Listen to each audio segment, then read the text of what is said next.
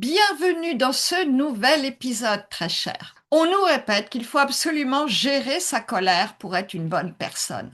Mais est-ce que vous avez remarqué à quel point ça devient une injonction, un diktat culpabilisant? Dans cet épisode, je vous partage ma vision. Pourquoi parfois exprimer sa colère est nécessaire, vital, même salvateur?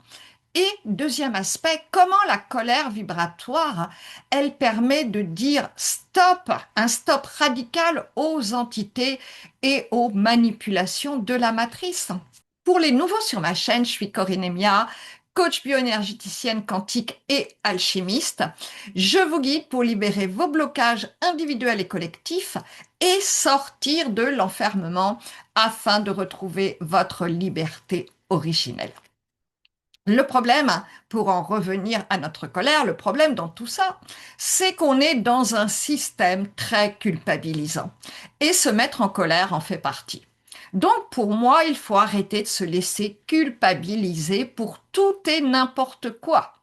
Arrêter d'être enfermé dans cette chape de plomb de la culpabilité qui nous maintient mais complètement dans l'enfermement, dans la séparation, dans la dualité tellement spécifique à la matrice. D'ailleurs, si ça vous intéresse de vous libérer de tout ça, des entités de la matrice et tout, hein, j'ai créé un mini-programme exprès, reset énergétique durable. Je vous mets le lien en commentaire. Revenons sur la colère. Certes, dire les choses avant d'exploser, c'est mieux. Mais si on en arrive à exprimer sa colère, ben c'est que le vase, il a débordé. Et parfois, c'est bien normal. Il y a des gens qui vous poussent à bout, genre les manipulateurs. Et donc, oui, il faut mettre un stop et exprimer le mal qu'ils nous font, hein. Faire sortir tout ce qu'on renferme en nous, c'est libérateur, c'est juste, c'est légitime. Et pour moi, ben vraiment, il n'y a pas à culpabiliser si des gens nous ont fait du mal, hein. Mais le problème dans tout ça, c'est qu'il y a des gens qui ont du mal à comprendre. Peut-être que vous, ça vous est arrivé, que vous avez mis des formes pour dire les choses, mais ils n'ont rien voulu entendre. Et là, c'est pas de votre faute. Donc, si vous vous êtes mis en colère, la faute, elle est vraiment plus que partagée, n'est-ce pas? Pour une fois, vous avez osé mettre en mots vos blessures, le mal qu'ils vous ont fait. Donc moi, je dirais, félicitez-vous au lieu de culpabiliser à propos de votre colère, hein. Là, c'est obligatoirement, si vous avez été en colère, parce qu'il y a eu un trop-plein intérieur et que ça déborde.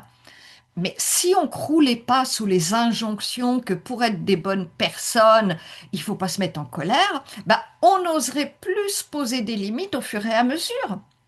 Mais le monde dans lequel on vit, dans cette matrice en fait qui est complètement inversée, tout est fait pour nous maintenir dans des vibrations basses et je dirais à la botte des manipulateurs, des imposteurs en tout genre.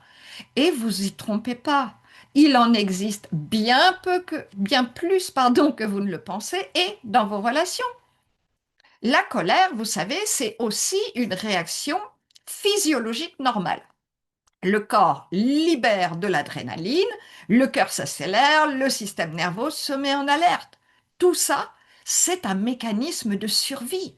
Il nous prépare à réagir quand on vit une injustice ou un danger. Donc non, ce n'est pas une faiblesse mentale, ce n'est pas forcément un défaut de caractère ou avoir mauvais caractère, la colère. Bien au contraire, elle est parfois une alarme naturelle prévue par la vie elle-même pour nous protéger. Et quand on comprend ça, on arrête de diaboliser la colère. Plus vous allez oser être vous-même, stopper le non-respect, et plus vous allez oser dire comment vous avez vécu telle situation quand l'autre s'est comporté mal avec vous, eh bien, plus vous allez faire grandir votre paix intérieure. On doit, pour moi, absolument arrêter d'accepter tout et n'importe quoi. Et parfois, même si on éviterait, on aimerait éviter la colère, ben, c'est pas parce que c'est pas dans notre nature, mais on nous a poussé à le faire. Donc, qui devrait culpabiliser d'après vous, hein? Réfléchissez. Vous, la personne qui vous a manqué de respect, qui vous a poussé à bout, qui vous a fait subir des choses inacceptables parfois, réfléchissez-y. D'accord? L'autre question à vous poser, c'est maintenant, est-ce que vous êtes prêt à vous faire respecter, à poser des limites dès que c'est nécessaire à l'avenir pour éviter justement de vous mettre en colère? Mais une fois encore, certaines personnes ne comprennent que lorsqu'on est très ferme. Donc, la communication bienveillante, vous voyez ce que je veux dire, hein? Et puis, il y a aussi une nuance importante. Exprimer sa colère, c'est pas exploser sur tout le monde. Exprimer, ça veut dire poser clairement ses limites, dire stop, dire ce qui n'est plus acceptable pour vous.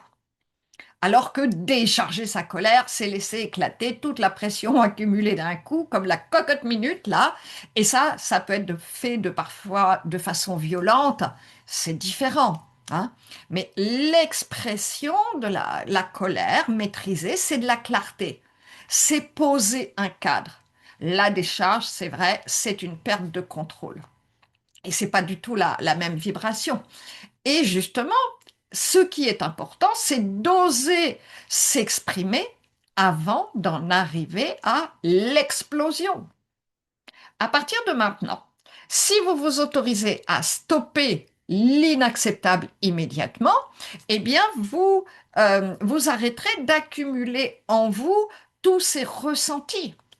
Dans la plupart des cas, c'est comme ça que vous pourrez anticiper la colère. Parfois, elle peut sortir la colère en tant qu'adulte et elle vient à ce moment-là de souffrances qu'on a subies dans l'enfance. Et là, bah, bien sûr, on ne pouvait pas réagir.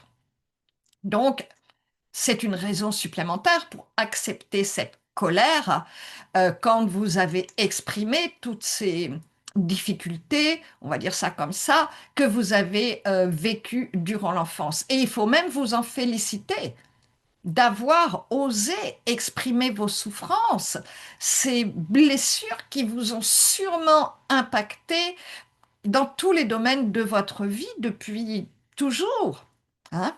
En tant qu'adulte, si vous l'avez fait, vous avez fait preuve de beaucoup de courage et d'avoir fait sortir cette colère intérieure va vous permettre un nouveau départ, un allègement énorme. Si la colère, elle n'est jamais exprimée, vous savez, le problème, c'est qu'elle finit par se retourner contre soi parce que son énergie, elle ne disparaît pas. Elle se stocke à l'intérieur de nous et à ce moment-là, ça devient de l'auto-sabotage. On est rempli de blocages, de rancunes qu'on traîne pendant des années. Et ça génère beaucoup de dévalorisation personnelle, un manque d'estime de soi. Sur le plan physique, ça peut aller jusqu'à se transformer en tension, en douleur inexpliquée, en maladie chronique, en mal-être, en anxiété permanente, hein. Vous savez, il y a beaucoup de gens qui disent je me mets jamais en colère, moi. En réalité, ils ont des tonnes de colère rentrées en eux et qui les rongent intérieurement. Mais parfois, ils s'en rendent pas compte. Donc, exprimer sa colère, c'est pas seulement une question psychologique ou relationnelle, c'est vraiment vital pour la santé et pour tout votre équilibre. Ça va ouvrir des portes de votre reconstruction, de votre transformation intérieure.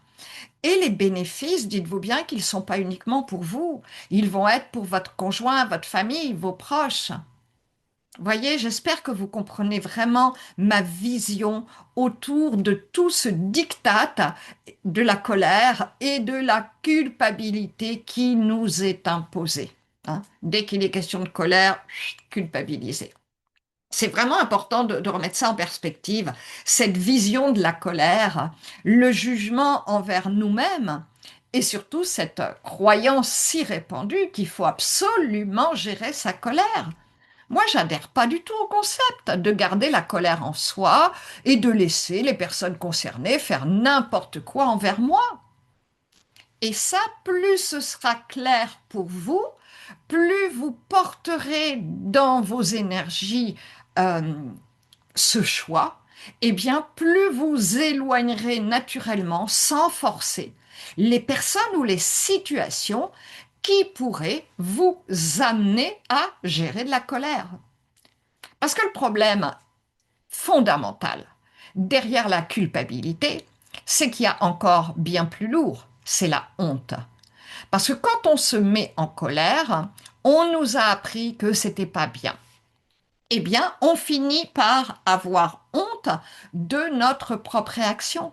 Et la honte, elle enferme encore plus que la culpabilité.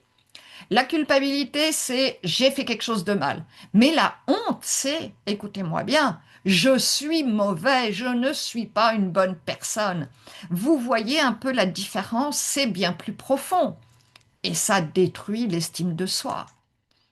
Et c'est pour ça que libérer sa colère, l'exprimer, c'est aussi libérer cette honte qui nous ronge intérieurement, qui nous plombe vibratoirement et qui nous enferme dans une identité qui n'est pas la nôtre. Et ce problème de ces relations, ce sont des gens qui se font passer pour des gens parfaits, eux, alors qu'ils ont pu faire des choses qu'il faut recadrer, qui peuvent être parfois atroces. Hein. Pour moi, ça rentre dans le même cadre qu'il faut tout pardonner, vous voyez le genre. Bon, ça c'est un autre sujet, mais le fond est le même. Donc, ça c'est le premier aspect sur la colère que je voulais vous partager. Maintenant, abordons un autre aspect, ce que j'appelle la colère vibratoire. Et elle est absolument nécessaire, celle-là. Elle sert à dire stop aux entités, à dire stop à tous les programmes de soumission, j'en ai parlé précédemment. Cette colère vibratoire, elle est calme, elle est profonde, elle est paisible. Elle est vraiment intérieure, mais vous êtes positionné dans un choix radical, un choix ferme. Il n'y a pas à y revenir. C'est ça, je n'en veux plus. C'est hors de question. Et là, vous autorisez à écouter votre libre arbitre, à le faire appliquer, à l'imposer. C'est-à-dire que vous décidez fermement ce qui est acceptable, pardon, ou pas pour vous. C'est la raison pour laquelle j'appelle ça de la colère vibratoire. C'est-à-dire qu'il n'y a pas besoin d'être en colère extérieurement, mais c'est dans vos fréquences. Ça, c'est hors de question. Point barre. Voyez? Et vous pouvez décider comme ça de refuser tous les programmes auxquels on est soumis. Et dites-vous bien, l'univers, la vie, vous appelez ça comme vous voulez, Dieu, le vôtre, peu importe, on s'en fout ici, l'univers n'attend que ça. Il a conscience des manipulations de la matrice. On a vu la culpabilité, mais il y en a plein d'autres. La soumission, les injonctions spirituelles, tout ça c'est pareil. Ils nous font croire que pour être quelqu'un de bien, on doit toujours être comme ci, comme ça, gentil, bienveillant. Mais non, la colère vibratoire, c'est de refuser tout ça. Vous êtes une belle âme, même si vous êtes moins gentil ou pas gentil du tout dans certaines situations. Parce que ces situations, elles sont inacceptables tout simplement. Et c'est ça la colère vibratoire. C'est un positionnement ferme, c'est vraiment dire non à ce qui n'est pas aligné, c'est s'y autoriser, hein. C'est mériter de dire non, parce que vous êtes quelqu'un de bien. C'est comme marquer son territoire. Et d'ailleurs, c'est dire oui aux règles universelles, à la vérité universelle, à la source. Hein. Vous pouvez aussi décider catégoriquement que vous refusez fermement que des pollutions ou des entités rentrent dans votre champ. C'est la même chose. Là, ça sous-entend que vous reprenez votre pouvoir, que vous n'en avez plus peur, c'est vous qui décidez qui rentre chez vous. Regardez, pour les voleurs, vous fermez bien la porte à clé chez vous. Donc vous posez un acte, une décision. Et bien c'est pareil, on peut être ferme, sans colère, juste ancré. La colère vibratoire, elle s'utilise aussi pour son mental. Je vous l'ai partagé dans une short avec le bain glacé. J'ai pas lutté contre mon mental. Je l'ai pas critiqué. J'ai juste posé un acte très fort pour moi et on ne peut plus difficile, qui exprimait que ce n'était pas lui qui gérait ma vie, mais mon essence. que mon mental, lui, il était à mon service, mais pas mon tyran. Donc c'est comme un recadrage vibratoire que j'ai manifesté avec une action forte dans la matière pour avoir encore plus de poids, pour montrer à quel point j'étais encore plus déterminée, ma volonté. Et là, cette colère vibratoire, c'est vraiment vibrer, envoyer un signal hyper fort. Vibrer parce que l'univers n'entend que ça. Ne l'oubliez jamais. Et ça vous permet de changer de fréquence. Ça vous sert à montrer que c'est fini ce cirque, vous voyez? Ça, c'est encore ce que je vous partage et qu'on fait justement dans le soin de libération quantique de mon programme Reset. Mais c'est vraiment essentiel. Donc voilà, voilà. J'espère vous avoir éclairé sur la colère, surtout vous avoir aidé à vous libérer d'un fardeau teinté, je ne sais pas, de culpabilité, de honte, hein, et que la prochaine fois, vous oserez dire les choses avant d'exploser. Pour terminer, d'ailleurs, il y a une dimension encore plus profonde, la colère juste et alignée, qui, elle va agir comme une énergie de transformation. C'est-à-dire que on ne lutte pas, on est aligné, positionné dans notre choix sans se préoccuper des autres, de telle ou telle personne. Par exemple, on porte au plus profond de soi qu'on refuse de se faire voler son énergie, que c'est du manque de respect. Et ce manque de respect, eh bien, on ne lutte pas contre un tel, contre tous les imposteurs qui viennent nous polluer ou nous piquer notre énergie. On ne lutte pas contre eux. On choisit juste un mode de fonctionnement.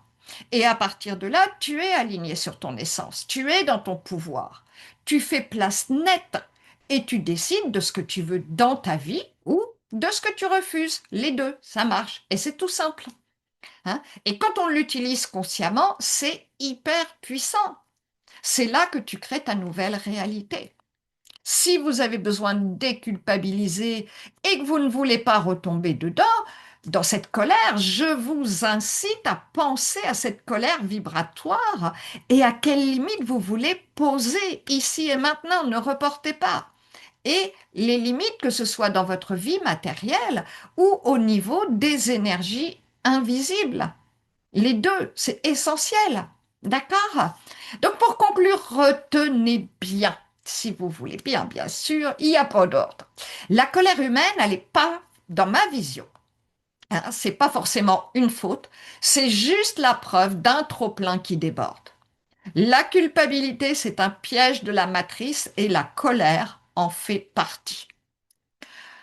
Moi, je vous invite à oser poser des limites au fur et à mesure, à dire ce que vous avez sur le cœur pour éviter d'accumuler euh, au fur et à mesure les petites couches, là, les unes après les autres, pour vous éviter les explosions de colère, justement. Et ça permet de guérir vos blessures profondes. Quand on est enfant, on l'a vu, hein, on ne peut souvent que subir, malheureusement.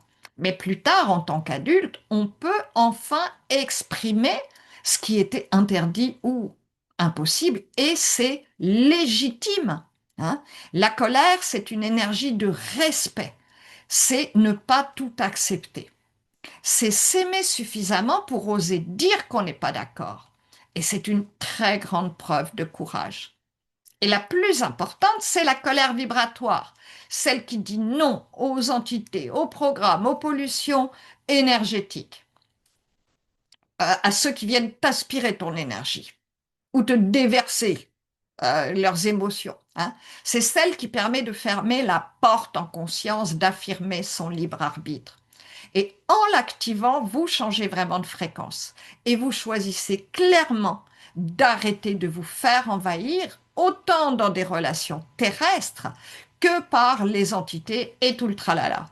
C'est ici, arrêtez de vous faire voler votre énergie au sens large. Voilà, merci d'avoir pris ce temps avec moi. Si cet épisode vous a parlé, pensez à vous abonner, à le partager, à mettre un petit pouce. Ça aide beaucoup à ce qu'il soit diffusé pour aider d'autres personnes à se libérer de leur colère et de leur culpabilité. Vraiment, vraiment du fond du cœur, je vous souhaite de transformer chaque colère en énergie de respect, de vérité, de paix intérieure, de vibrer, plus que tout une colère vibratoire pour arrêter d'être envahi.